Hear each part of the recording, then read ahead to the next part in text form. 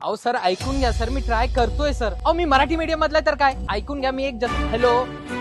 ओ शेठ, अहो काय गडबड? अरे काय नाही यार, मी पब्लिशिंग आणि डिजिटल मीडिया मध्ये जॉब शोधतोय, पण बहुतेक सगळ्या नोकऱ्या ना इंग्लिश सेंट्रिक दिसत आहेत. मराठी भाषेतल्या संध्या खूप कमी आहेत. मी इंग्लिशची प्रॅक्टिस करतोय, पण खूप थकवादायक होतंय सगळं. अरे बाळा, तो जमाना गेला. आता आपल्या मराठी भाषेला अभिजात भाषेचा दर्जा मिळाला आणि मला खात्री आहे यामुळे या क्षेत्रात तुला भरपूर नोकऱ्यांच्या संध्या आता उघडल्या असतील. महायुतीने मराठी माणसासाठी खूप काही केलंय. अच्छा, महायुतीने अजून काय काय केलंय? महायुतीने लाडका भाऊ योजनांसारख्या अनेक योजनांद्वारे आपल्यासारख्या युवा वर्गाला ताकद द्यायचं ठरवलंय. तुला जोपर्यंत नोकरी मिळत नाही तोपर्यंत तुला 10,000पर्यंतची रक्कम दिली जाईल.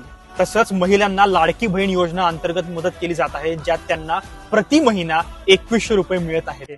दादा, तुम्ही पॉलिटिक्स का जॉईन नाही करत हो?